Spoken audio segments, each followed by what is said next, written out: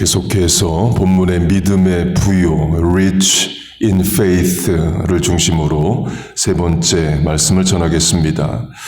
믿음의 부요가 뭘까를 묵상해 봤습니다. 신앙적 경험, 하나님 체험, 기도의 응답, 간증이 많은 것이다 라는 생각이 들었습니다. 곧 믿음의 이야기가 많은 것이 믿음의 부요이에요. 믿음으로 인내한 이야기, 믿음으로 승리한 이야기, 믿음으로 고난을 감당한 이야기, 믿음으로 사명 감당한 이야기가 많은 겁니다. 본문에 상속이 나옵니다. 상속과 연결을 시키면 부모가 자녀에게 상속해 줄 수 있는 곳에 재물이 있습니다. rich in the world도 분명 상속이 되죠. 재물이 많으면 많은 상속을 해줄 수 있습니다. 마찬가지로 믿음의 이야기가 많으면 자녀 또 손자에게 믿음의 이야기, 하나님 체험, 기도 응답, 간증, 사명 감당의 이야기를 유산으로 물려줄 수 있습니다. 그게 큰 복입니다. 대표적인 것이 아브라함과 이삭, 야곱이에요. 아브라함 개인의 이야기, 이삭이 경험한 하나님 이야기, 야곱의 이민사와 그 가운데 도우신 하나님 이야기들이 성경에 기록되었다라는 것은 아브라함이 본인이 경험한 하나님 이야기를 아들 이삭에게 해주고 또 손자 야곱에게도 해주고 이삭은 또 야곱에게 또 손자 요셉에게 해줬을 겁니다. 아브라함이 자기가 경험한 하나님 체험을 자식에게 이야기를 안 하고 혼자만 알다가 죽었다면 그 이야기들이 성경에 기록될 수 없죠. 히브리서 11장은 아브라함을 믿음의 조상이라고 말합니다. 그 말은 아브라함이 아들 이삭에게 물려준 것이 또 물려줄 수 있는 것이 믿음이라는 거죠. 그때 믿음은 하나님 체험, 신앙적 경험입니다. 그게 이삭의 복입니다. 아버지가 아브라함이라는 게 이삭의 복이에요. 믿음을 상속받을 수 있기 때문입니다. 세상도 마찬가지입니다. rich in the world, 세상에 부여로 하면 부모가 큰 부자라든지 기업의 주인이면 자녀가 유산으로 받는 세상적 기회와 재물이 있죠. 솔로몬으로 하면 아버지가 다윗 이어서 솔로몬이 왕이 된 거지 아버지가 다윗이 아니었으면 솔로몬은 왕이 못 됩니다. 지금의 사우디아라비아 왕세자 크라운 프린스 살만도 마찬가지입니다. 히브리어나 아랍어나 예나 지금이나 모음이 없이 자음만 있습니다. 그래서 자음으로만 쓰면 솔로몬이나 살만이나 같은 이름이에요. 그 솔로몬을 아랍어로 살만이라고 합니다. 사우디 왕세자 살만도 아버지가 왕이어서 다음 왕위를 계승하는 거지 아버지가 왕이 아니었으면 그런 기회를 못 얻습니다. 그 세상에서도 부모로부터 물려받는 복이 있어요. 신앙도 마찬가지입니다. 믿음의 부모, 하나님에 대한 간증, 이야기가 많은 부모, 또 기도하는 부모를 둔 것이 자녀의 복이에요. 새벽 기도로 하면 여러분의 자녀가 복받은 자녀입니다. 부모가 새벽에 기도한다는 것만한 복도 없어요. 아브라함과 이삭으로 하면 아브라함이 이삭에게 상속하는 많은 믿음의 이야기가 있습니다. 여호수아 24장을 보면 아브라함의 아버지 데라가 강 건너편에서 다른 신을 섬겼다라고 말합니다. 이때 강은 유프라테스 강을 말하고 강 건너편은 메소포타미아, 지금의 이라크 땅을 말합니다. 아브라함이 살았던 우르도 지금 이라크 남부의 유적지로 우르란 이름으로 보존되어 있습니다. 곧 아브라함이 아들 이삭에게 이런 간증, 이런 하나님 체험을 말해줄 수 있습니다. 아버지는 75세까지 하나님을 모르고 살았어. 아버지, 너의 할아버지가 우상숭배자여서 아버지도 그 신을 섬기고 살았어. 그런데 75세의 어느 날 하나님이 나를 찾아오시고 자신을 드러내셨어. 그래서 그날부터 아버지는 하나님을 믿고 살았어. 곧 내가 하나님을 찾은 게 아니라 하나님이 나를 찾아오셨어. 그게 내 인생에 하나님이 주신 큰 은혜고 복이야. 그리고 믿음 주셔서 지금까지 하나님을 믿어. 나는 그게 너무 감사해. 너에게도 하나님 찾아오시고 믿음을 주시기를 기도하고 있어를 아들 이삭에게 얼마든지 이야기해 줄 수 있죠. 그 간증, 하나님 체험이 이삭에게 믿음의 씨앗이 되고 소원이 되고 기도의 내용이 될 수 있습니다. 아버지를 찾아와 만나주시고 믿음 주신 하나님, 나를 찾아와 주시고 믿음 주시고 내 자녀에게도 찾아와 주시고 믿음을 주세요. 얼마든지 기도할 수 있습니다. 또 아브라함이 이삭에게 말할 수 있습니다. 하나님이 75세에 나타나셔서 아버지에게 이런 약속의 말씀을 주셨어.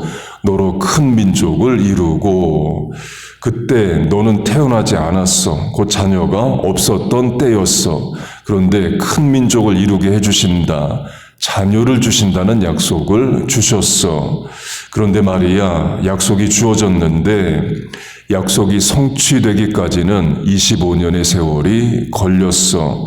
그걸 아버지는 못 기다리고 인내 못하고 10년 되었을 때 여종을 취해서 이스마엘을 낳았어. 약속 믿고 끝까지 인내하면 이삭 낳고 중간에 포기하거나 인내 못하면 이스마엘 낳는 거야. 너의 인생에도 그런 과정을 겪을 수 있어. 분명 하나님이 약속하셨는데 성취되기까지의 시간 차이가 있을 수 있어. 인내를 요한단다. 약속은 인내로 이루는 거다. 끝까지 인내해서 약속을 이루는 자가 되라. 자녀에게 말해줄 수 있습니다. 곧 부모가 자녀에게 물려주는 신앙의 이야기, 하나님 체험이 꼭 성공적이고 기적적이어야만 되는 것은 아닙니다. 아브라함이 이스마엘을 낳는 것처럼 실수하고 부족한 이야기도 전해줄 수 있습니다. 자녀도 성장하면서 부족한 점이 있고 실수하기 때문에 그래요. 부모로부터 들은 그런 이야기가 반면교사가 되고 또 실수를 예방할 수도 있습니다. 성경에도 그런 이야기 많습니다. 다윗의 간음과 살인 이야기, 베드로의 배신 이야기 등이 기록되어 있어요. 그런 이야기도 우리에게 분명한 교훈과 또 신앙적 학습을 시켜줍니다. 그 신앙적 이야기를 자녀들에게 해주세요. 엄마가 고등학생 때 이런 고민으로 기도했고 하나님 도우셨단다. 아버지가 청년 때 이런 어려움과 문제가 있었고 하나님께 기도했고 이런 방법으로 역사하셨다. 이야기해 줄 수 있습니다. 하나님 도우신 이야기, 말씀 붙잡고 인내했던 이야기, 울어도 하나님 앞에 나와 울었던 이야기들을 해줄 수 있습니다. 그것이 세상 금은보화 인생의 기회보다도 우리의 자녀의 삶을 더 잘 인도할 신앙의 유산이 됩니다. 그런 믿음의 이야기가 많은 부모 되시기를 축복합니다. 마지막으로 부모 자녀가 같이 경험하는 믿음의 이야기, 신앙의 유산입니다. 아브라함과 이삭으로 하면 하나님이 아브라함과 이삭에게 같은 하나님 경험, 신앙적 체험을 하게 해주십니다. 이삭을 번제로 바치라는 명령이에요. 아브라함이 75세에 하나님을 만나고 약속을 받고 25년 뒤에 이삭을 낳습니다. 그리고 이삭이 성장한 어느 날 하나님이 아브라함에게 이삭을 번제, burnt offering, 칼로 배를 가르고 내장은 다 빼고 살코기를 불에 태워 향기로 드리라는 인신 제사 명령을 하십니다. 아브라함 순종합니다. 요나처럼 하나님을 피해 아들 데리고 도망갈 생각 안 하고 즉각 순종해서 하나님이 명하신 산으로 갑니다. 하나님이 마지막에 멈추라 하셔서 멈춘 거지 하나님이 놔두셨으면 정말 이삭을 번제로 드렸을 겁니다. 곧 아브라함의 순종, 믿음, 희생 이야기가 있습니다. 그리고 이삭의 순종, 믿음, 희생도 있습니다. 아브라함이 이삭을 바치려 할 때에 이삭의 나이를 15세 이상으로 해석을 합니다. 이유는 번제에 쓸 나무를 이삭이 자기가 짊어지고 산에 올라갑니다. 그러려면 3살, 4살 아이는 할 수 없는 거죠. 유대교에서는 17살 정도로 해석을 합니다. 그 말은 아브라함이 이삭을 죽이려 할 때 이삭이 도망가려면 얼마든지 도망갈 수 있다를 말합니다. 아브라함이 이삭을 100세에 낳습니다. 이삭이 15살만 돼도 아브라함은 115세의 노인이죠. 10대 청소년과 100살이 넘은 아버지가 힘으로 대결한다면 얼마든지 아들이 이길 수 있는 거예요. 곧 아브라함이 이삭을 죽이려 할 때에 아버지 미쳤어요. 그리고 아버지 밀치고 이삭 도망가려면 도망갑니다. 그런데 이삭이 제단에 올려지고 아브라함이 칼을 들어 죽이려 했다라는 것은 이삭이 저항하지 않았다를 말합니다. 아마 아브라함이 이렇게 말했을 수 있습니다. 하나님이 아버지에게 너를 번제로 드리라고 명령하셨다. 우리 그렇게 해야 된다. 순종해야 된다. 말했을 수 있습니다. 그 말에 이삭도 순종한 겁니다. 안 그랬으면 이삭이 벌써 도망갔죠.